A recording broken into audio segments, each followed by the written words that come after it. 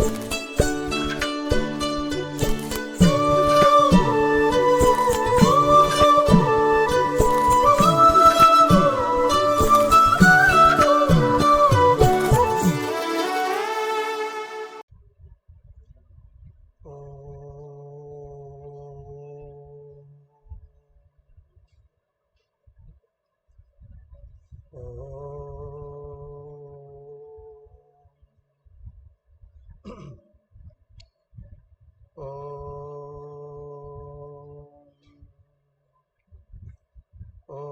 సహనావతు సహనౌ భునక్తు సహ వీర్యం కరవావహై తేజస్వినావధీతమస్తు మా విద్విషావహై. ఓం శాంతి శాంతి శాంతి. ఓం గురుర్బ్రహ్మ గురుర్విష్ణు గురుర్దేవో మహేశ్వరః గురురేవ పరం బ్రహ్మ తస్మై శ్రీ గురవే నమః. ఓం ప్రపన్నపారిజాతాయ స్తోత్రవేత్రైకపాణయే జ్ఞానముద్రాయ కృష్ణాయ గీతామృతదుహే నమః. ఓం సచ్చిదానందరూపాయ విశ్వోత్పత్యాదిహేతవే తాపత్రయ వినాశాయ శ్రీకృష్ణాయ వయం నమః. హరి ఓం. అది ఆపేసి దాని కింద కూర్చోండి.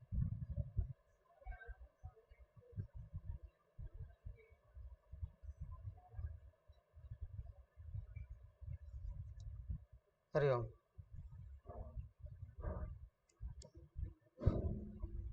శ్రీమద్భాగవతం దశమస్కందం 48వ అధ్యాయానికి వచ్చాం. 48, 49తో పూర్వార్ధం అయిపోతుంది.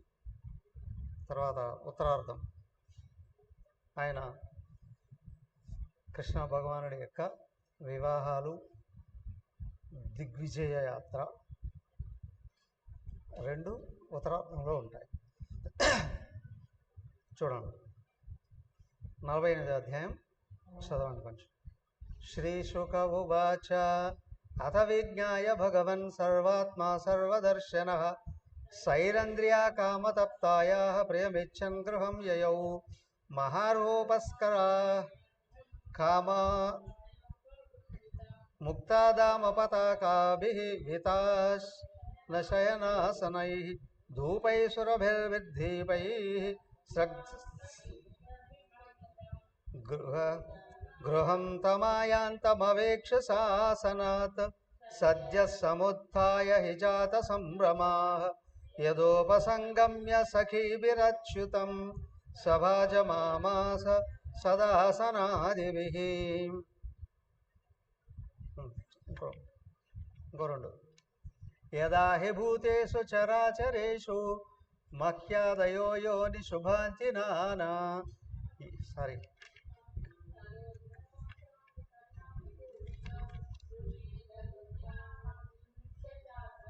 కృష్ణోపి తూర్ణం శయనం మహాదనం వివేశలోకాచరితాన్యమప్రతః సామజ్జనాలేపదుకూలభూషణ స్రక్చందనా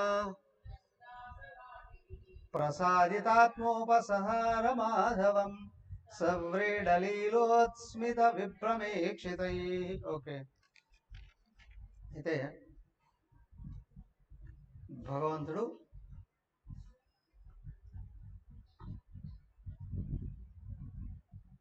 ఉద్ధవుడిని పంపించాడు బృందావనానికి. గోపికలకి సందేశాన్ని పంపించాడు. గోపికలు ఆ సందేశాన్ని అంతటిని విన్నారు. మొదటేమో చాలా కోపంతో, ఎవరి మీద? అక్రూరుడి మీద, ఆ మధుర వాసుల మీద, తర్వాత కృష్ణుడి మీద కూడా కోపం వచ్చేసింది. పైగా నిందావాక్యాలు పడతారు.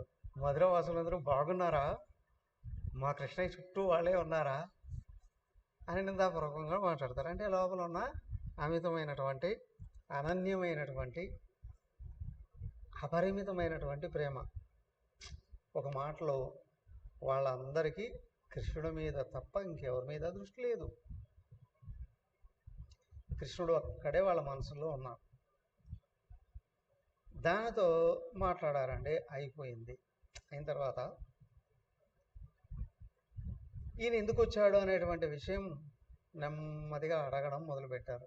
కృష్ణుడు చాలా పనుల మీద ఉన్నాడు, అందుకే ఆయన వేలాకి నన్ను పంపించాడు అని మొదలుపెట్టేటప్పటికి కృష్ణుడు మా గురించి ఆలోచిస్తూ ఉన్నాడు, మా మీద ఆయనకు దృష్టి ఉంది అనే విషయం ఎప్పుడైతే విన్నారో వాళ్ళకి ఆసక్తి నేను మర్చిపోలేదు కృష్ణుడు మమ్మల్ని. వాళ్ళు మాట్లాడుతూ వాళ్ళ బాధలన్నీ మొదట చెప్పుకున్నారు.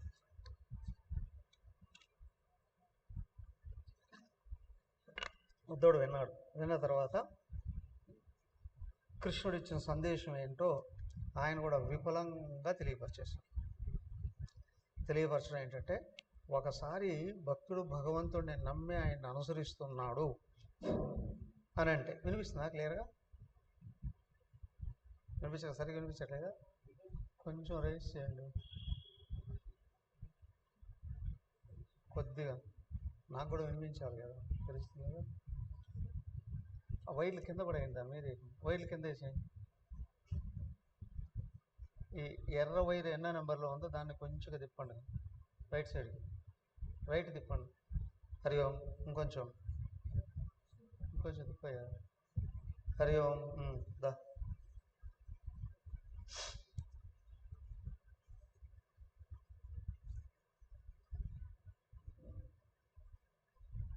కృష్ణుడు తెలియపరిచాడు, ఒకసారి నన్ను నమ్మితే నేను వదలను.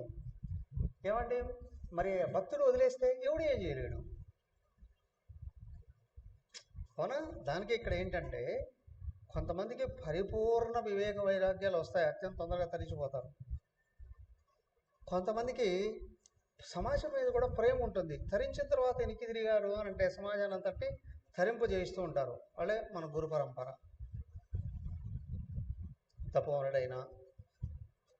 తపోవనుడు మొత్తం సమాజంలోకి రాకపోయినా ఆయన జీవించినంత వరకు రోజు 1 గంట వేదాంతం బోధిస్తూ వచ్చాడు.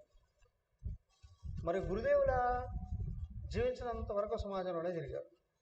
అమ్మగారు కూడా తిరిగారు. కొంతమంది ఇలాగా ఉంటారు, ఇంకొంతమంది సమాజానికి సేవలు చేస్తూ ఉంటారు, కానీ స్వీయ ముక్తి విషయం మర్చిపోతారు. వాళ్ళు కూడా ఏం చేస్తారయ్యా, పుడతారు, చేస్తారు, మళ్ళీ పుడతారు, ఇట్లాగా జరుగుతూ ఉంటుంది వాళ్ళ విషయం కూడా. కానీ ఎవరికి ఏదో ఆకర్షణ కలిగింది, గురువు వెంటో దేవుడు వెంటో కార్యక్రమాల వెంట నడిచారు, కొద్ది రోజులకి ఏదైనా ఒక ఎదురు దెబ్బ తగిలింది అని అనుకోండి, మానేసరికి వెళ్ళిపోతారు. పైగా ఇంకో కొంతమంది చాలా ఆరిన వాళ్ళలాగా, తెరిన వాళ్ళలాగా, సపోజ్ ఆధ్యాత్మిక మార్గంలోకి వచ్చినంత మాత్రాన ఒకేసారి మహాత్ములు అయిపోరు. మహాత్ములే లోపాలు ఉంటాయి, లోపాలు ఉన్నప్పుడే సాధన అనేది ఉంటుంది. సాధన చేసుకుంటూ లోపాలను సరిదిద్దుకుంటూ ముందుకు వస్తూ ఉంటారు. అలాంటప్పుడు ఏమవుతాయి, కష్టాలు ఉంటాయి, నష్టాలు ఉంటాయి, బాధలు ఉంటాయి, ఎదురు దెబ్బలు ఉంటాయి. ఆఫ్ కోర్స్ కొన్ని పొరపాట్లు కూడా చేస్తూ ఉండొచ్చు, అందరూ కలిసినప్పుడు గొడవలు ఉండొచ్చు, అన్నీ కూడా జరగచ్చు. కానీ దైవాన్ని పట్టుకున్న వాడు ముందుకెళ్తూనే ఉంటారు. ఇలాంటివి చూసి మేమే గొప్ప కదా అని ఆధ్యాత్మిక మార్గంలో అడుగే పెట్టినటువంటి వాడు మాట్లాడితే ఎలా ఉంటుంది? ఒకటో క్లాస్ వాడు లేదా అసలు స్కూల్లోనే చేరిన వాడు పిహెచ్డీ చేసిన వాడిని విమర్శించినట్టు ఉంటుంది. అదే ఆధ్యాత్మిక మార్గంలోకి అడుగుపెట్టిన తర్వాతనే జీవితం యొక్క ప్రాధాన్యత తెలుస్తుంది, జీవితం యొక్క విలువలు తెలుస్తాయి.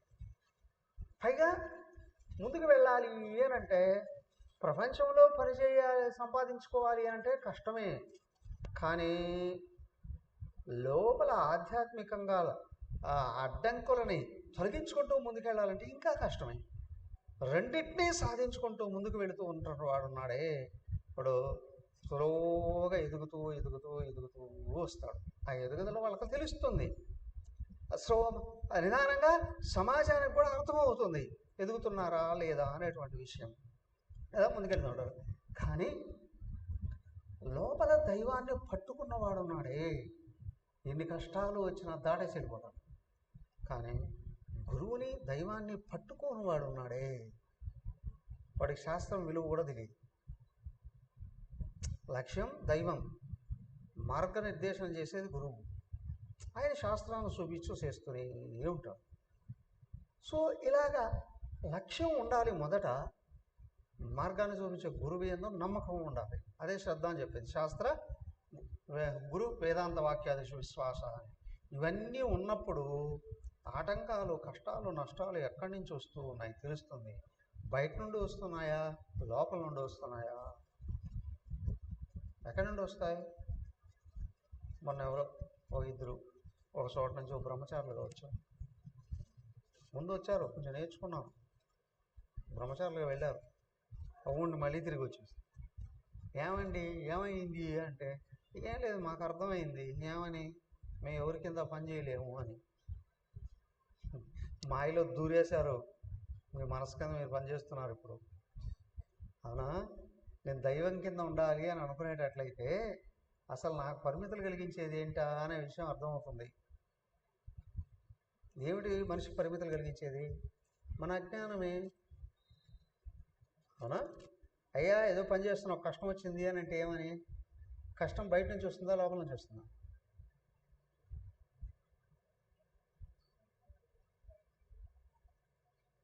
కష్టం బయట నుంచి వస్తుందా, లోపల నుంచి వస్తుందా? కనిపించేది బయట కదా.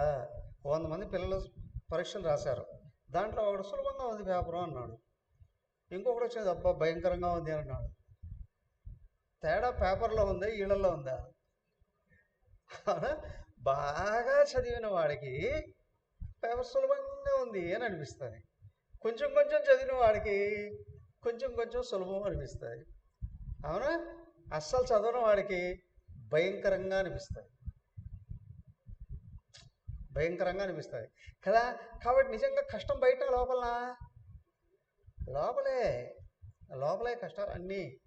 కాబట్టి లోపల కష్టాలు ఎవడు తీరుస్తాడయ్యా? నువ్వే తీర్చుకోవాలి. ఎలాగా? అసలు కష్టం ఏమిటి, ఎలా ఉంది, ఏ స్థాయిలో ఉంది, ఎలా తొలగుతుంది, దానికి సంబంధించిన జ్ఞానం కానీ నీకు వస్తే తొలగించుకునే అవకాశం ఏర్పడదు. అలాగా సాధన చేస్తూ సగం దారి వరకు వెళ్ళాడు అని అనుకోండి, అప్పుడు తెలిసేది ఏంటి అని అంటే, అయ్యా బ్రహ్మాండం అంతా కూడా నా లోపల ఉంది కానీ బయట కాదు అని తెలుస్తుంది. అవునా? అది ఎట్లా అండి? నేను అనేవాడు ఒక్కడే, ఆయనే భగవంతుడు. నువ్వు ఈ దేహంతో తాదాత్మ్యం చెందితే అన్ని కష్టాలే, నువ్వు లోపల ఉన్న ఆత్మతో తాదాత్మ్యం చెందితే కష్టాలు తెల్లగా వదిలిపోతూ వస్తాయి. ఇలాగా నువ్వు ఆయనతో తాదాత్మ్యం చెందావా, ఎదురయ్యే ప్రతి సమస్యకి జవాబు ఉంది శాస్త్రంలో అనే విషయం తెలుస్తుంది. తెలుసుకొని తొలగించుకుంటూ వెళ్ళేటప్పుడు ఒక్కొక్కసారి మనసు స్థిరత్వాన్ని కోల్పోయినప్పటికీ కూడా ప్రార్థన చేసావు భగవంతుని గురించి, నెమ్మదిగా ప్రార్థించే కొద్దీ లోపల నుంచి శక్తి వస్తుంది, లోపల నుంచి జ్ఞానం వస్తుంది. రెండింటి వలన బయట తొలగించుకునే అవకాశం వస్తుంది. తర్వాత ఆత్మలో కూర్చొని చూస్తే ఉన్నదంతా ఆత్మే, ఆకాశం అంతా 4 రెట్లుంది, అదే నేనై ఉన్నా. ఈ బ్రహ్మాండం మొత్తం యావత్తు జగత్తు ఆత్మలో 4వ వంతు కూడా లేదు, 4వ వంతు కూడా లేదు. అవునా? అదే నువ్వు గుర్తుంచుకున్నావా? ఇక్కడ విషయాల మీద ఉన్న తాదాత్మ్యాలు నీలో నిన్ను నిలబడనివ్వకుండా లాగేస్తున్నాయి అనేది అర్థం.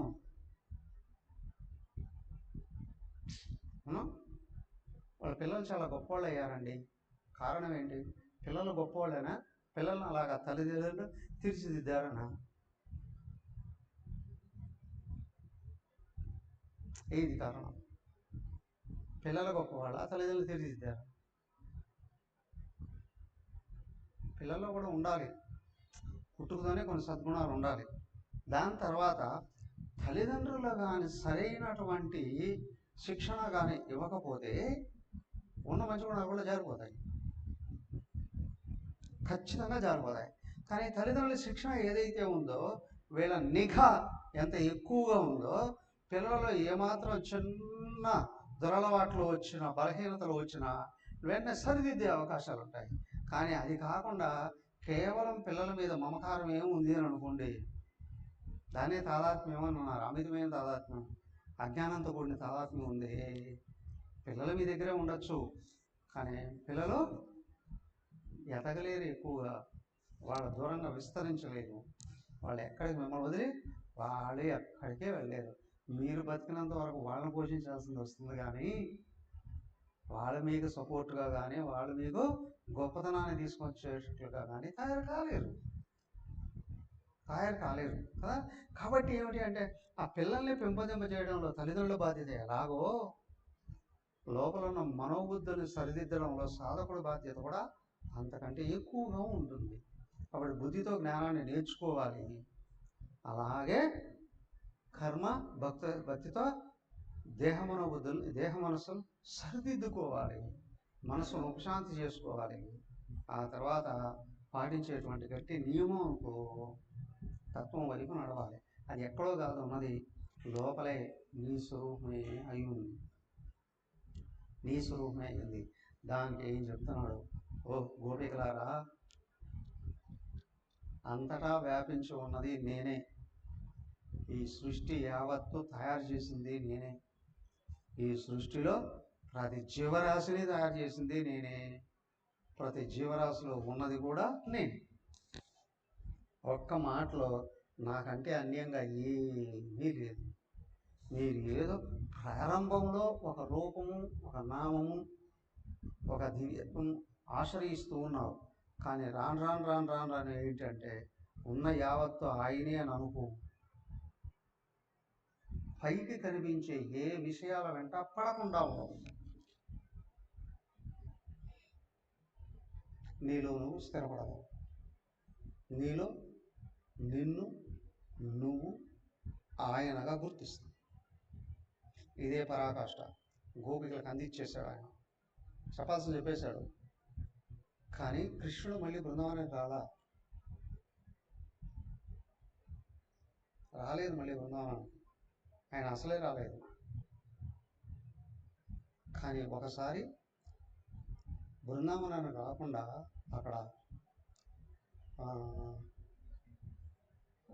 అక్కడికి వచ్చాడు, ఆ పుష్కరిణి దగ్గరికి. అక్కడ కురుక్షేత్రానికి వచ్చాడు. కురుక్షేత్రంలో సూర్యకుండము అంటారు. మన అమర్నాథ్కి వచ్చారా? వచ్చిన వాళ్ళు ఉన్నారు మీరు ఎవరైనా? మన అమర్నాథ్కి వచ్చిన వాళ్ళు వచ్చారుగా. మనం కురుక్షేత్రంలో చూసాం చూడండి. ఫస్ట్ దిగి మన అకామిడేషన్కి ఎదురుగా కొండం, ఆ కొండం దగ్గర కలిశారు అందరూ. అప్పుడు బృందావనానికి కూడా పెద్ద దూరం ఏం కాదు, మరీ అంత దూరం ఏం కాదు. ఢిల్లీకి పక్కనే కాబట్టి, ఢిల్లీకి 3 గంటల జర్నీ అది. సో కాబట్టి ఏంటంటే వీళ్ళందరూ కూడా అక్కడికి వచ్చి కలిశారు కృష్ణుడు. కొద్ది రోజుల పాటు ఉన్నాడు అక్కడ. 1 నెల రోజులు 40 రోజులు ఉన్నాడు, వివాసం ఇచ్చేశాడు అప్పుడు. సో కాబట్టి ఇక్కడ ఏంటి అని అంటే, గురువు కూడా సాధకుడు చుట్టూ అంటే శిష్యుడు దగ్గరగా ఎలాకాలం ఉండే అవకాశాలు లేవు. అవునా? ఈరోజు ఎవరో అన్నారు, మాకు 60 దాటిన తర్వాత వచ్చేస్తాం మేము కూడా. నీకు ఎంత వయసు అంటే నాకు 30 అని. అవునా? నీకు 30, నువ్వు 60 తర్వాత మా దగ్గరకు వస్తే మేము ఎక్కడ ఉంటాం? అవునా? గట్టిగా ఉంటే ఇంకో 10 ఏళ్ళు 12 ఏళ్ళు ఉండగలం, అంతేగాని ఆ తర్వాత ఏం చేసుకుంటారు కదా. సో కాబట్టి ఏంటి అని అంటే, గురు దగ్గర పాఠాలు వినడానికి ప్రయత్నం చేస్తూ, ఆ విన్నది మననం చేసుకోవడానికి ప్రయత్నం చేస్తూ ఉంటేనే ముందుకెళ్ళడానికి అవకాశం ఉంటుంది. కానీ ఎప్పుడు అన్నీ అయిపోయిన తర్వాత ఎప్పుడో వస్తామండి అని అనుకుంటే అవన్నీ కుదిరేటువంటి పనులు కాదండి. సో కాబట్టి ఇక్కడ ఏంటి అని అంటే, మొదట ఒక ప్రత్యేకమైన రూపంతో తాదాత్మ్యం, ప్రత్యేకమైన శాస్త్రంతో తాదాత్మ్యం, వాటిని ఆసరా చేసుకుని జీవితాన్ని మలుచుకోవడం, ఇవి ఉన్నప్పుడు చివరకు వచ్చేటప్పటికి ఎక్కడ ఏది చూసినా ఆయనే అని నీకు గుర్తొస్తుంది అని అంటే నువ్వు తత్వంలో ఉన్నావు. భగవద్గీత 6వ అధ్యాయంలో ధ్యానం గురించి చెప్తాను. ధ్యానం గురించి చెప్తూ యతో నిశ్చరతి మనశ్చంచలం అస్థిరం తతః నియమ్యైతు ఆత్మని ఏవ వశం నయేత్ అంటారు. అయ్యా నువ్వు ధ్యానంలో కూర్చున్నావు, ధ్యానంలో కూర్చున్న మనసు పరిగెత్తుంటే ఉంటుంది, అవునా? రకరకాల విషయాల మీద పరిగెత్తుతూనే ఉంటుంది. భయపడకు, అది ఎక్కడికి వెళ్ళినా మళ్ళీ తీసుకొచ్చి ఆత్మలో నిలబెట్టుకో అని. ఏం వెళుతుంది, ఎలా తీసుకురావాలి, ఎక్కడ పెట్టుకోవాలి? ఏదైనా వస్తువా, దానికి చక్కని అద్భుతమైన ఎగ్జాంపుల్ చెప్పారు అక్కడ. ఎగ్జాంపుల్ కూడా బాగానే ఉంటుంది. రామచంద్ర పెళ్ళయింది, అవునా? ఎక్కడో జాబ్ చేస్తూ ఉన్నారు, ఫ్యామిలీ, భార్య భర్త చిన్న కొడుకు కలిసి ఉంటూ ఉన్నారు. కొడుకు కూతురు ఎవరో ఒకరు చూస్తూ ఉన్నారు. భర్త ఏమో ఉదయమే ఆఫీస్కి వెళ్ళిపోతాడు, ఆమె ఒక్కటే ఉంటుంది కదా. ఇంట్లో అన్ని పనులు చేసుకోవాలి, పిల్లాన్ని కూడా పట్టుకోవాలి.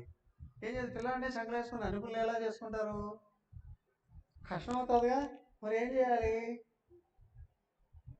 కొన్ని కొన్ని పనులు చేసేవాడు పిల్లాన్ని పట్టుకోవడానికి అవకాశం లేదు కదా. కాబట్టి ఏం చేస్తారు? తాడు వేసి కట్టేస్తారు.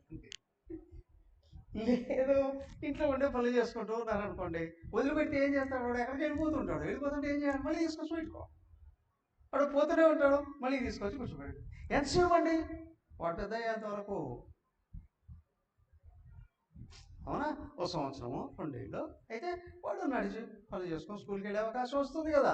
జీవితాంతం ఏం కాదుగా. కాబట్టి వాడికి స్థిరత్వం వచ్చేంత వరకు, వాడికి తెలిసి వచ్చేంత వరకు జాగ్రత్త వహించాల్సిందేనండి.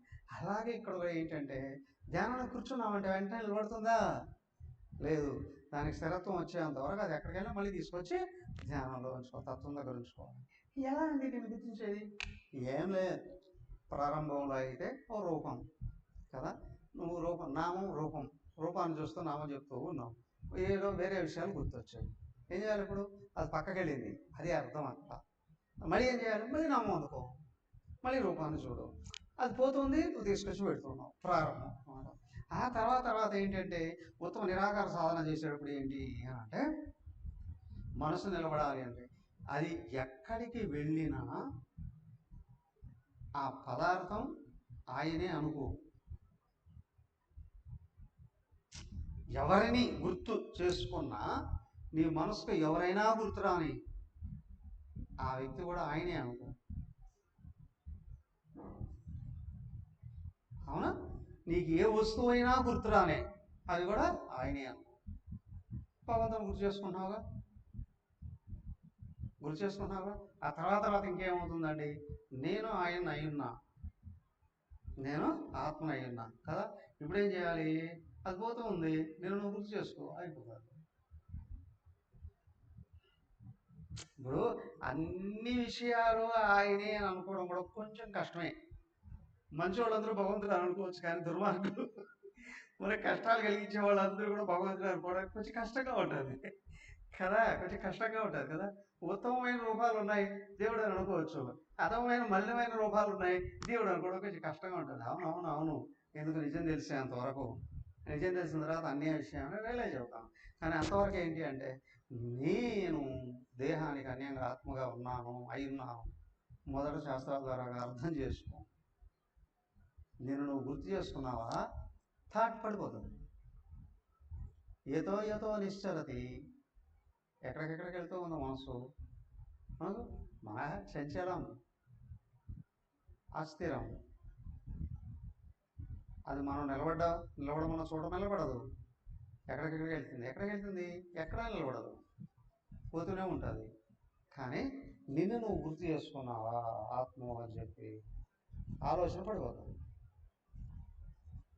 ఆత్మను గుర్తు చేసుకుంటూనే ఆలోచన డ్రాప్ అయిపోతుంది.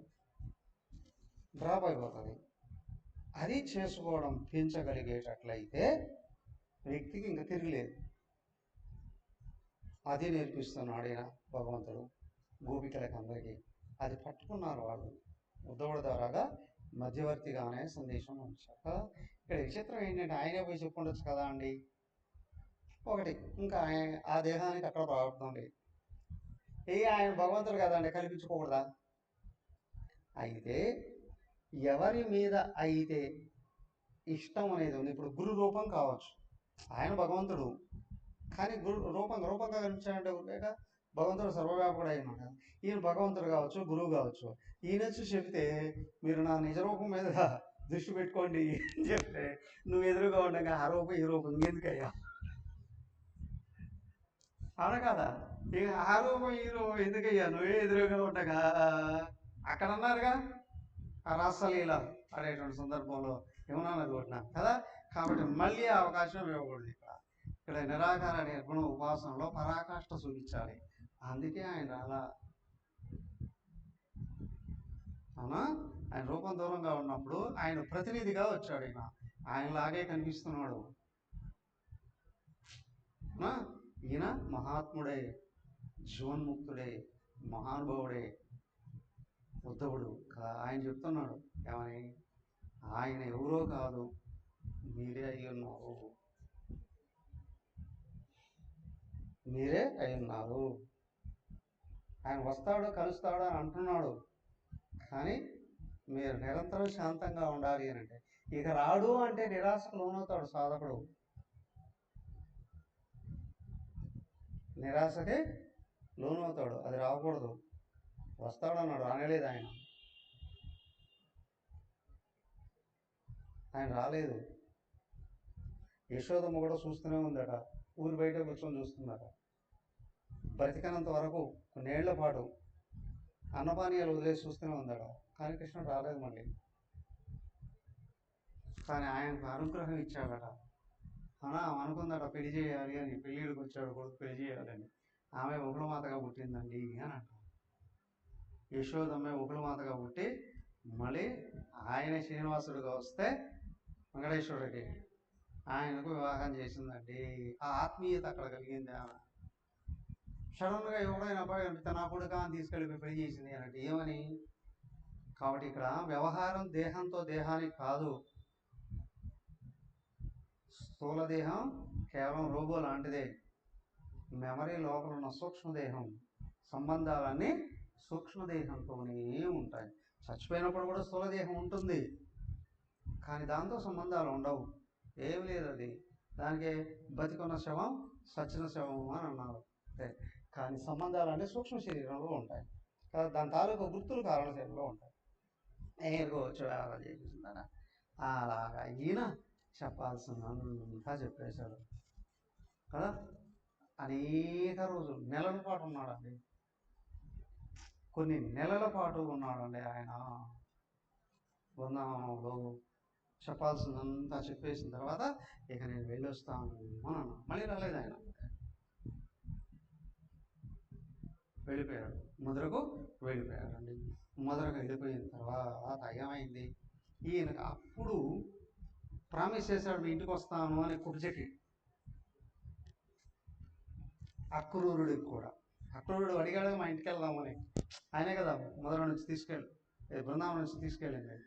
ఆయనకు మాట ఇచ్చాడు, తర్వాత కుబ్జకు మాట ఇచ్చాడు.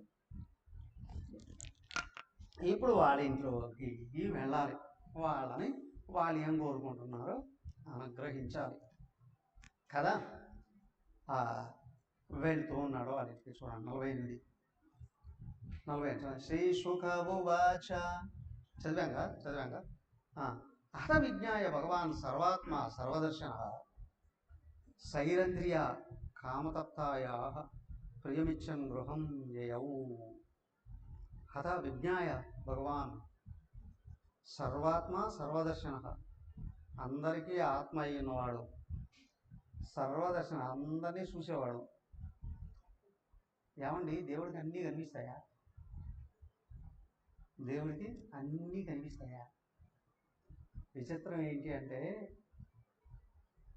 దేవుడికి మాత్రమే కనిపిస్తాయి. అవునా? దేవుడికి మాత్రమే మాకు కనిపించవా?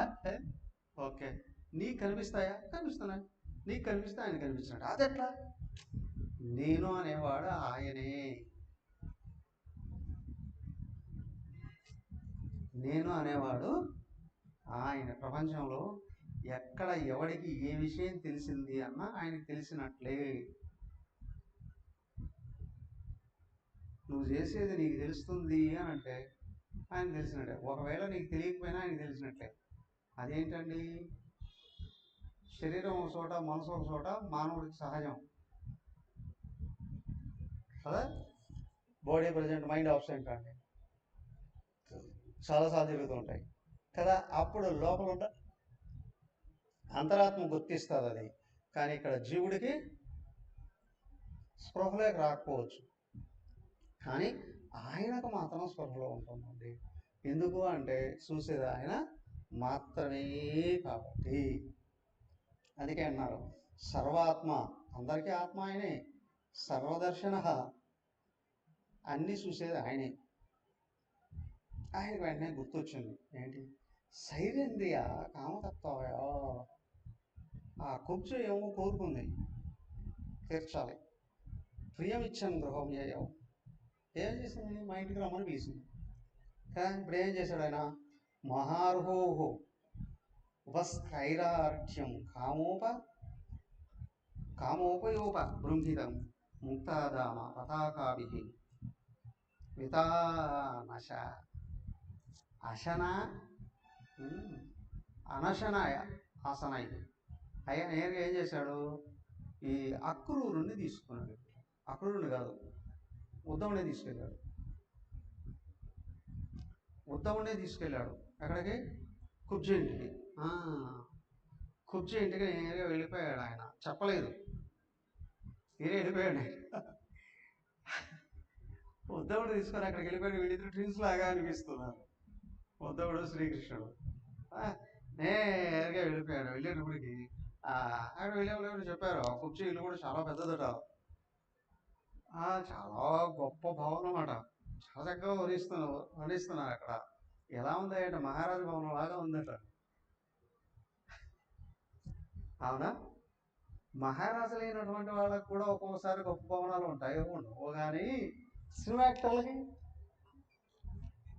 అవునా, సినిమా యాక్టర్లకు ఉంటాయి ఉండవా,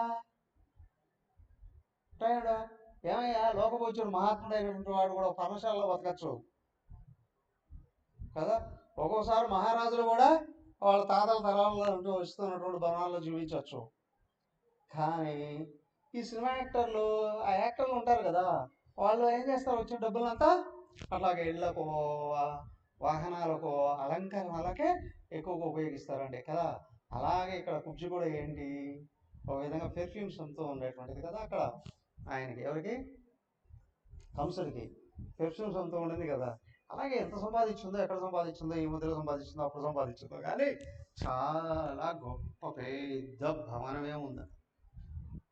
ఆ భవనంలో ఇంట్లో అడుగు పెడుతూనే ఆ బయట ద్వారానికి అలంకరణల దగ్గర నుండి ఎంటర్ అయితే ఆ హాల్లో ఏం కనిపిస్తాయి, ఫస్ట్ సోఫా సెట్లు కనిపిస్తాయిగా, సోఫా సెట్లు.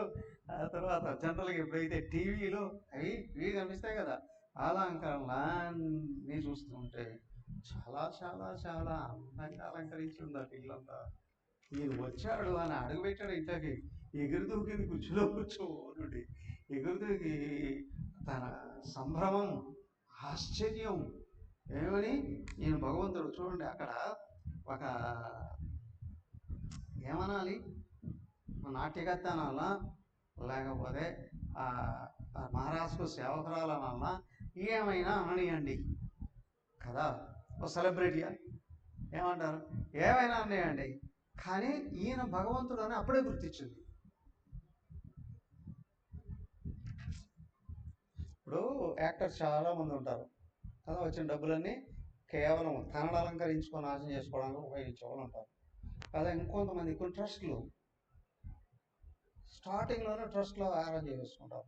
చాలామంది పిల్లలు కూడా సేవలు చేసేవాళ్ళు కూడా ఉన్నారు, సమాజానికి సేవలు చేసేటువంటి వాళ్ళు ఉన్నారు కదా. ఆస్తులు సంపాదిస్తారు, కానీ ఆ విధంగా వాళ్ళకి స్థిరమైన పేరు అనేది కొనసాగించుకుంటారు. ఆస్తి ఉంది, ట్రస్ట్ ఉంది, సమాజంతో సంబంధాలు ఉన్నాయి అంటే ఒకవేళ వీళ్ళకు తర్వాత నటన అవకాశాలు లేకపోవచ్చు, నటన ఆసక్తి కూడా పోవచ్చు, కానీ సమాజంలో వీడి జీవితం పడిపోవచ్చు. కొంతమంది నువ్వు చూస్తూ ఉంటాం, వాళ్ళు మంచి వయసులో ఉండేటప్పుడు నటన చేస్తూ ఉండేటప్పుడు బోల్డెన్ డబ్బులు వస్తాయి, చాలా గొప్ప పేరు కూడా వస్తుంది. కానీ సడన్గా వాళ్ళ ముందు చూపు లేకపోవడంతో వాళ్ళ జీవితానికి ఆధారమే లేకుండా ఉంటుంది. చాలామంది చూస్తున్నారు, 2 పెళ్ళిళ్ళు చేసుకో, 3 పెళ్ళిళ్ళు చేసుకో, 4 పెళ్ళిళ్ళు చేసుకో. మగాళ్ళు ఓకే, కానీ సమాజం ఎక్కువ విమర్శింది. ఆడవాళ్ళు చేస్తే ఒక స్త్రీ ఒకరిని వదిలేసి ఇంకొకరిని పెళ్లి చేసుకుంది అని అంటే సమాజం గౌరవించదు. 2, 3, 4, 5 కూడా అయిపోతుంది వాళ్ళ జీవితాలు. ఈ 60 ఏళ్ళు వచ్చాయని మళ్ళీ పెళ్లి చేసుకున్నానండి. పిల్లలు ఎంత వయసుకు వచ్చారు, పెళ్ళిడికి వచ్చారు, మళ్ళీ మేము పెళ్లి చేసుకున్నానండి. వాళ్ళు మేము సుఖంగా ఉన్నామని అనుకుంటారు కానీ కోరికలు తీసుకుంటూ ఉండడం వల్ల. కానీ లోపల తృప్తి అనేది ఉండదు, సమాజంలో గౌరవం అనేది ఉండదు. సమాజం వాడేసుకోవచ్చు కానీ సమాజంలో గౌరవాలు అనేటివి ఉండవు. ఏదో వ్యక్తిత్వంలో స్థిరత్వం లేకపోతే. ఆమె ఎవరు? మహానటి సావిత్రి కదా, చాలా గొప్ప నటనే. కానీ ఏమైంది? భయంకరమైన సాగు తెచ్చు, భయంకరమైన సాగు సావాల్సిన అవసరం వచ్చింది. ఇంతెందుకు ఇంటర్నేషనల్గా పేరు పొందాడు ఎన్టీఆర్. అవునా? ఆ పక్కన ఒక పాపిస్తాన్ని తీసుకొని పక్కన పెట్టుకోవడంతో ఏమైపోయింది? ఆయనకు రాకూడని అవమానాలన్నీ కూడా చివరికి వచ్చేస్తాయి. ఏమండి అంటే అక్కడ సరైన నిర్ణయం, సరైన కంట్రోల్ లేకపోవడం. సరైన నిర్ణయాలు చేసిన కంట్రోల్ లేకపోతే దెబ్బలే తగులుతూ ఉంటాయి కదా. కాబట్టి ఇక్కడ ఇవన్నీ కలిపి ఏంటి అంటే జీవితాన్ని వ్యక్తం చేస్తాయి, జీవితాన్ని వ్యక్తపరుస్తాయి, జీవితాన్ని ఓపెన్ చేస్తాయి కదా. కానీ ఇక్కడ కూడా ఏంటి అంటే కుబ్జ ఏ రోజైతే శ్రీకృష్ణుడి యొక్క చేయి తన మీద పడిందో, ఘటంగా చేపెట్లా తీశాడు కదా, కుబ్జ గోల్డెన్ వంకర్లతో ఉంది, అన్ని వంకర్లో పోయాయి, మహాసౌందర్యవతి అయింది. ఆమె ఈరోజు చాలా గౌరవంతో బతుకుతూ ఉంది. దానికి సాక్షాత్ భగవంతుడే వచ్చాడు మన ఇంటికి. ఎవరు వచ్చారు? భగవంతుడే వచ్చాడు. అంటే ఎంత పుణ్యం ఉండాలి వెనకల. పుణ్యం అందరికీ ఉంటుంది కానీ దృష్టి ఏకాగ్రం అయింటే కదా. ఒకసారి భగవంతుడు వైపు చూసిన తర్వాత దృష్టి ఇంకా అన్యంగా పోలేదు, చెదరలేదు అని అనుకున్నప్పుడు ఆ విలువ నిరంతరం పెరుగుతూనే వెళ్ళాడు ఆయన. వెళుతూనే చూసింది, పరిగెత్తుకుంటూ వచ్చేసి ఏం చేసింది? తన చెలికత్తెలు వాళ్ళే కలిపి నెమ్మదిగా కృష్ణుడిని తీసుకొని వచ్చి కూర్చోబెట్టి ఒక మంచి ఆసనం వేశారు, కూర్చోబెట్టారు. ఆ ఆసనం మీద ఆయన కూర్చుంటూ పక్కనే ఎవరికి ఉద్ధవుడు కూడా ఆసనం వేశారు ఆయనతో సమానంగా. కానీ ఉద్ధవుడు వచ్చి చేతితో తగిలి కిందే కూర్చున్నాడు. ఆసనం సమానంగా ఉండొచ్చు కానీ నేను ఆయనకు సమానుండి కాదు అని గుర్తించాడట. ఆయన సమానుడే కాదు, కింద వచ్చి కూర్చున్నాడండి. అది లోపల ఉన్న వ్యక్తిత్వం కదా. కలిసి కూర్చొని మాట్లాడుతున్నారు. కృష్ణ ఈ లోపల వెంటనే అరేంజ్ చేసేసింది ఆయనకి పాద పూజలకు అంతా. ఒక మహాత్ముడు ఇంటికి వచ్చాడు అని అంటే మొట్టమొదట వాళ్ళ లోపల ఉన్న వ్యక్తిత్వం బయటపడతారు. గౌరవించాలి అనేటువంటి పాదుకా పూజ. ఆయన పాదా పూజ చేసింది, పాదుకా పూజ కాదు, నేరుగా పాద పూజే చేసింది. ఆ నీళ్లు చల్లుకుంది, తీర్థంగా తీసుకుంది, జలగెత్తలకు అందరికీ ఇచ్చింది. అక్కడ ఉద్ధవుడు ఉన్నాడు, ఆయన కూడా తీసుకున్నాడు ఏంది కదా. ఆ తర్వాత ఆయనకు కావాల్సిన అడ్రశోభేదమైన వంట తయారు చేసింది. అవునా? చక్కగా మళ్ళీ వెళ్ళి చక్కగా స్నానం చేసి వచ్చింది. ఆయన దగ్గర వెళ్ళిపోవచ్చు, ఆయన దగ్గర పిలిచాడు, అనుగ్రహించాడు. తను ఏం కోరుకుందో అది అందించాడు. జీవితం సంపూర్ణంగా ధరించుకొని పరిపూర్ణమైన ఆనందానికి లోనైంది. చెప్పాడు, నీ జీవితంలో ఇంకేమీ లోటు ఉండదు, నీకు దుఃఖం రాదు, నీ జీవితం కూడా తరించిపోతుంది. అనుగ్రహించేశాడు ఆమె పూర్తిగా. అంతే. ఆ తర్వాత కుబ్జను కలిసి ఇంకా మళ్ళీ ఎక్కడ లేదు, కుబ్జని మళ్ళీ కలిసినట్టు లేదు. ఇది కుబ్జ పోయిన జన్మలో వేశాడ, చాలా చాలా చాలా అందగత్తట. రాముడు ఉన్నప్పుడు వచ్చిందట. రాముడు ఒక యాత్ర చేస్తూ చేస్తూ అయోధ్యకు బయట ఎక్కడో ఉన్నాడు, ఇట ప్రదేశంలో ఎక్కడో ఉండేటప్పుడు రాత్రిపూట వచ్చిందట రాముని కలవాలి. సీతాదేవి చూసిందట. చూసి ఏం చేసి ఉంటుంది? సైన్యంతో ఉంటారు కదా అమ్మవారు, నా ఊరికే ఉంటారా? అవునా? తెలిపించే దగ్గర నాకు వాయించి కొట్టిందట సీతాదేవి, కొట్టిందట. కొట్టి తరివేసిన సందర్భంలో రాముడు వచ్చాడు. రాముడు బయటకు వచ్చాడు. ఏంటి ఎక్కడ ఏంటి అని అంటే, నీకు ఈ జన్మలో నా దగ్గరకు రావడానికి కూడా ప్రవేశం లేదు, నీకు వచ్చే జన్మలో నేను వచ్చే జన్మలో నిన్ను అనుగ్రహిస్తాను పో అని చెప్పాడట. ఆ ఏషే ఇక్కడ పుట్టిందట. మళ్ళీ ఇక్కడ ఏమండి 3 వంకరలతో ఎందుకు పుట్టిందండి? ఆ అందగతి ముందే పుట్టినవచ్చు కదా. కానీ ఆమె ముందే అందగత్త అయినంటే ఎంతమంది దృష్టి పడి ఉండదు. అవునా? కుర్చీలాగా అంటే 3 వంకరలతో నిలబడి ఉంది. ఆమె రూపం మారింది, కృష్ణుడు అనుగ్రహించాడు, అయిపోయింది జీవితం. అంటే అక్కడ అక్కడ అనుగ్రహించవచ్చు. నో, రాముడు స్త్రీలను కాదు కదా, పురుషులను కూడా తగలేదు. ఓ 3-4 మాత్రం దగ్గర తీశాడు. మిగతా వాళ్ళని ఎవరిని దగ్గర ముట్టుకోనివ్వలేదు. ఆయన ముట్టుకోనివ్వలేదు. ఈవెన్ ఋషులు అడిగారు, ఒక్కసారి మమ్మల్ని దగ్గర తీసుకొని కౌగిలించుకోవయ్యా అని. ఋషులు అడిగారు. భగవంతుడిని అడగడం సమంజసం కదా. భగవంతుడిని ఒక్కసారిగా దగ్గర తీసుకోవాలి. ఋషులను కూడా దూరంగా పెట్టాడు ఆయన. అవన్నీ పూర్తి చేస్తూ వస్తూ ఉన్నాడు ఇక్కడ. సో కాబట్టి ఏమన్నాడంటే, తనకు ఏది అవసరమో అది ఇచ్చేశాడు. అయిపోయిన తర్వాత తిరిగి వచ్చేసాడు. అక్రూరుడికి కూడా వెళ్ళి తిరిగి వచ్చేసాడు. తిరిగి వచ్చిన తర్వాత ఏమైంది, ఉద్ధవుడిని పిలిపించాడు, అక్రూరుడిని కూడా పిలిపించాడు.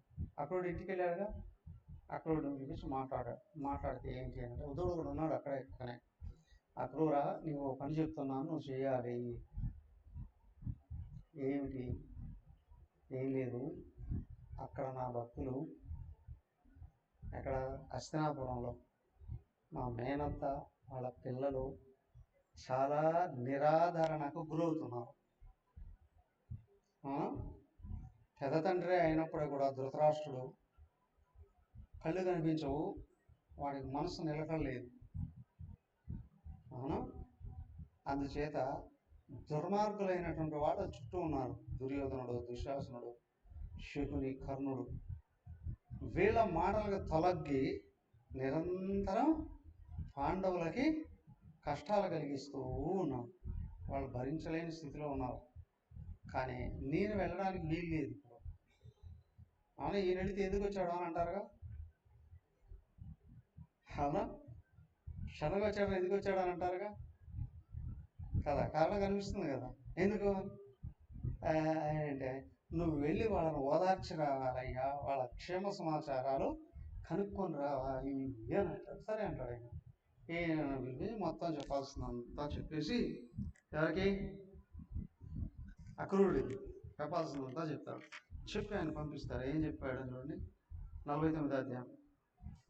శ్రీశుక ఉవాచ సగత్వా హస్తినపురం పౌరవేంద్రయశోకంకితం దదర్శ తత్రాంబికేయం సభీష్మం విదురం పృథాం సహపుత్రం చ బాక్లీకం భారద్వాజం సగౌతమం కర్ణం సుయోధనం ద్రౌణిం పాండవాన్ సుహృదోపరాన్ యదావదుపసంగమ్య బంధుర్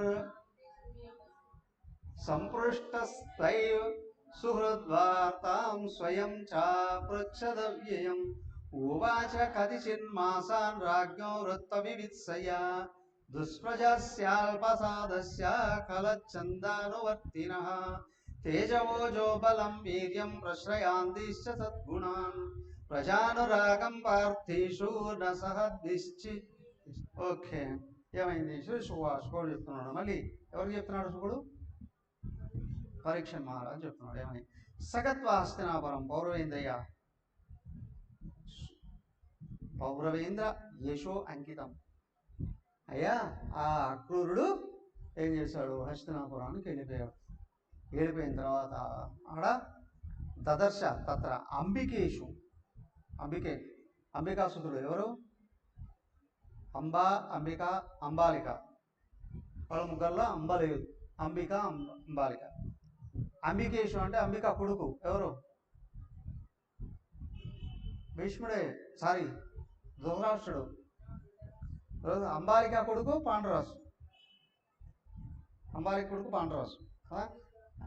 అంబిక కొడుకు ధృతరాష్ట్రుడు కదా. అంబికా కొడుకు భీష్ముడు, ఆయన కలిశాడు ధృతరాష్ట్రుడిని. భీష్ముని కలిశాడు. విదురుని కలిశాడు. పృథాం కుంతిదేవిని కలిశాడు. పృథు మహారాజు కుమార్తె సహపుత్రం చ బాహ్లీకం, ఆ పృథు మహారాజు కొడుకు బాహ్లీకుడు, ఆయన కూడా భారత్ ఋష గౌతమం, ఆ ఋషులు కూడా ఉన్నారు, వాళ్ళని కూడా కలిశాడు. కర్ణుని, సుయోధనం దుర్యోధనుని, ద్రౌణి ద్రోణపుత్రుడు, అశ్వత్థామ పాండవాన్ సుహృదో అపరాన్, ఇంకా మిగతా మంచి వాళ్ళు పాండవులు ఉన్నారే వాళ్ళందరినీ కూడా కలిశాడు. యథావత్ ఉపసంగమ్య బంధువి గాంధీనీసుత, గాంధారి సుతులు ఉన్నారే వాళ్ళందరినీ కూడా కలిశారు. సపృష్టస్థై సుహృద్వార్తాం స్వయం చ అపృచ్ఛద వ్యయం, వాళ్ళు ఉంటే మొత్తం అందరితో కలిశాడు. అక్రూరుడు వరుసగా ఒక్కొక్కరితో మాట్లాడుతూ నీకు తెలీదు, ఈ మహానుభావుడు అక్రూరుడు జీవముక్తుడే కదా, మాట్లాడుతుంటే ఎవరెవరు ఏమేం చేస్తున్నారు, ఎట్లా ఉన్నారు, ఎట్లా చేస్తున్నారు అన్నీ తెలుస్తాయిగా, అన్నీ కనిపెడుతూ ఉన్నాడు. అందరితో మాట్లాడాడు వరుసగా. ఆ తర్వాత ఏం చేశాడు, విదురుడి దగ్గరికి వెళ్ళాడు, విదురుడితో మాట్లాడాడు. విదురుడి దగ్గర మాట్లాడారు. ఏమో వచ్చింది, ఎవరు, కుంతీదేవి వచ్చింది. కుంతీదేవితో మాట్లాడుతున్నాం కదా. కుంతీదేవి ఏం చేసింది,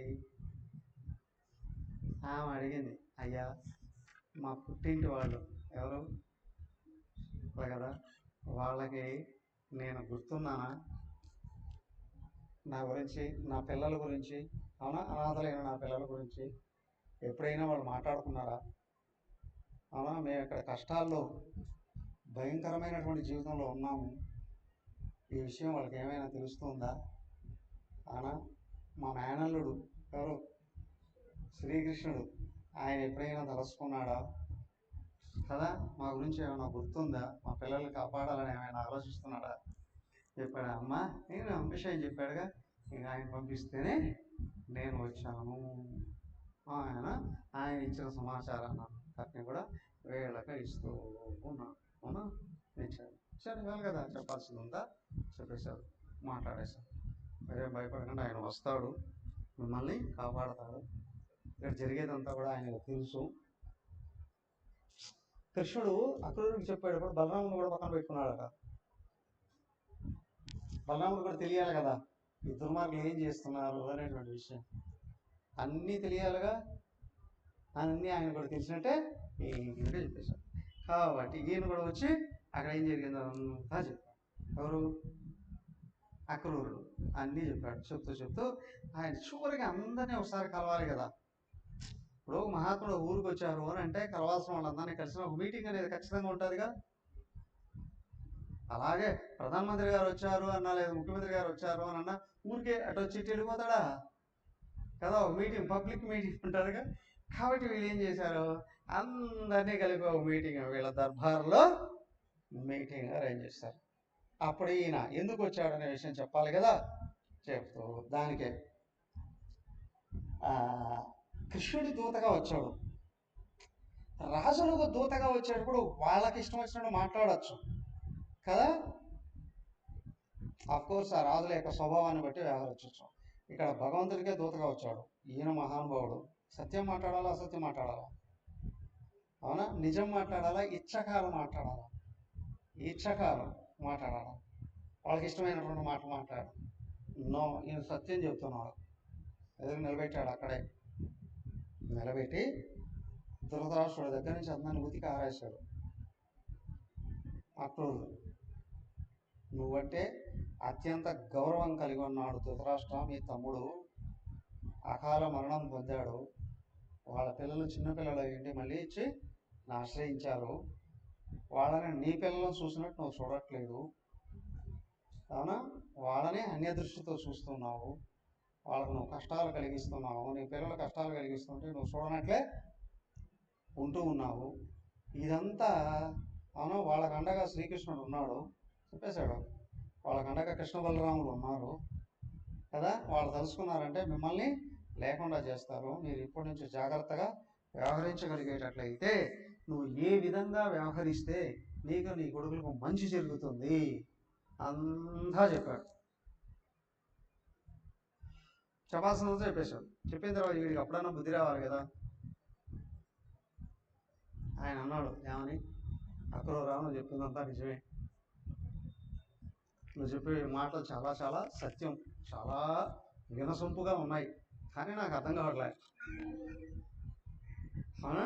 ఎందుకు అంటే నా బుద్ధి సత్యాన్ని పట్టుకోవట్లే, ధర్మంగా ఉండట్లే. అవునా? ధర్మంగా ఉండట్లేదు. ఎందుకు అంటే నా మనసు నిలకడే ఉండట్లేదు. అక్కడ చెప్పాడు కదా ఆయన, నేను కూడా చెప్పేస్తాను, నా మనసు నిలకడ కుదరట్లేదు. ఎందుకు అంటే చెప్పేటువంటి సత్యమే, కానీ ఇటు వస్తే నాకు నా కొడుకుల మీద అమితమైన ప్రేమ కలుగుతుంది. చూడండి, సామాన్యమైన వాళ్ళకు కూడా ఇది వర్తిస్తారు. ఏ తల్లిదండ్రులకి వాళ్ళ పిల్లల మీద అమితమైన మోతారం ఉందో వాళ్ళ తప్పుల్ని ఎప్పుడూ సరిదిద్దలేదు. అక్కడ కూడా అదే విషయమే చూడండి. తండ్రి ఒకడే కశ్యపుడు, తల్లులు ఇద్దరు, దితి అదితి. అమితంగా ప్రేమించింది దితి, కానీ వాళ్ళ తప్పుల్ని సరిదిద్దలేదు. అదితి ప్రేమ పై కనిపించలేదు, కానీ ఆమె అత్యద్భుతమైన క్రమశిక్షణలో నింపేసింది, క్రమశిక్షణలో పెట్టింది. క్రమశిక్షణలో పెట్టడం వల్ల వాళ్ళ పిల్లలందరూ దేవతలుగా మారారు. పిల్లలు అక్కడ దేవతలుగా మారారు. ఈ దితిని ఇంద్రుడే చంపేస్తాడా? ఇంద్రుడే చంపేస్తాడు దితిని. ఎందుకు? రాక్షసులకు సహాయం చేసింది. సో కాబట్టి ఇక్కడ ఏమవుతుంది అంటే పిల్లల్ని తీర్చిదిద్దడంలో తల్లిదండ్రుల పాత్ర ఎంత ఉంది అనేది పదే పదే పదే పదే పదే చూపిస్తున్నాడు ఇక్కడ. కానీ ఆయన చెప్పాల్సింది చెప్పాను. మళ్ళీ ఇక్కడ ఏమంటాడు, నువ్వు అన్నట్టు నా కొడుకుల మీద అమితమైన ప్రేమ ఉంది నాకు, వాళ్ళ తప్పును సరిదిద్దలేకపోతున్నాను. నిజమే, పాండవులు కష్టాలు కలుగుతూ ఉన్నాయి, వాళ్ళ కష్టాలు కలిగిస్తుంటే నేను కూడా ఆపలేకపోతున్నాను. ఒప్పేసుకున్నాడు ఆయన. ఏం చేస్తారు ఇప్పుడు? నేను చూశాడు, చెప్పాల్సినంతా చెప్పాడు, చెప్పేసిన తర్వాత ఇంక వెళుతున్నాను నన్ను తిరిగి వచ్చేసాడు. తిరిగి వచ్చేసిన తర్వాత కృష్ణ బలరాముడికి అక్కడ ఏం జరిగింది అంతా పోసుకొచ్చినట్టు మళ్ళీ చెప్పేశాడు కదా. ఇప్పుడు ఏమైంది? ఇక్కడ మొదలులో కావాల్సిన సర్దిద్దేశాడు. ఇక్కడ ఏం బాధ్యత లేవు ఆయనకి ఇంకా. అవునా? అక్కడ మొదలు పెట్టేశాడు. రాయబారం వెళ్ళింది అని అంటే జాగ్రత్తగా ఉండండి అన్నట్లే కదా. ఇక్కడ నుండి మొదలుపెట్టి ఏం చేస్తున్నాడు ఆయన? మొత్తం దిగ్విజయ యాత్ర చేయడానికి కోరుకుంటూ ఉన్నాడు. ఆ యాత్ర అంతా కూడా ఎక్కడి నుంచి మొదలైందయ్యా అని అంటే ఈయన అనుకోకుండానే స్టార్ట్ అయిపోయింది. ఎక్కడ? కంసుడు చంపేశాడు కదా. కంసుడికి 2 భార్యలాట. అస్థి ప్రాప్తి ఉన్నది కావాల్సింది. అర్థమైందా? ఇప్పుడు ఉన్నది ఇంకా కావాలి అనుకునేటువంటిది 2 ఉన్నాయట. వాళ్ళిద్దరూ ఏమిటయ్యా? జరాసంధుడు కూతురు. ఇక్కడ కంసుడు చంపేయడంతో వాళ్ళిద్దరు జరాసంధుడి దగ్గరికి వెళ్ళిపోయారు. ఏడ్చి మొత్తుకునేటప్పటికి ఆయన ఏం చేశాడు? శపథం చేశాడట, భూమి మీద యాదవ వంశాన్ని నాశనం చేసేస్తాను. ఏమని? వంశాన్ని నాశనం చేసేస్తానన్నాడట. ఎందుకు? నా అల్లుడు ఎంత దుర్మార్గుడైనా కావచ్చు, కానీ నా అల్లుడు కష్టం కలిగిస్తారా? ఇదే ఇప్పుడు కూడా నాయకులు చేస్తాను. కొంతమంది ఉన్నారు కదా, నా అల్లుడు కష్టం కలిగించకూడదు, లేదా నా కొడుకు కష్టం కలిగించకూడదు అని నాయకులంతా ఏం చేస్తున్నారు? కంసుడు వంశమే. అవునా కదా? కంసుడు వంశమే. ఏమవుతున్నారు? వాడి దారిలోనే వెళుతున్నారండి.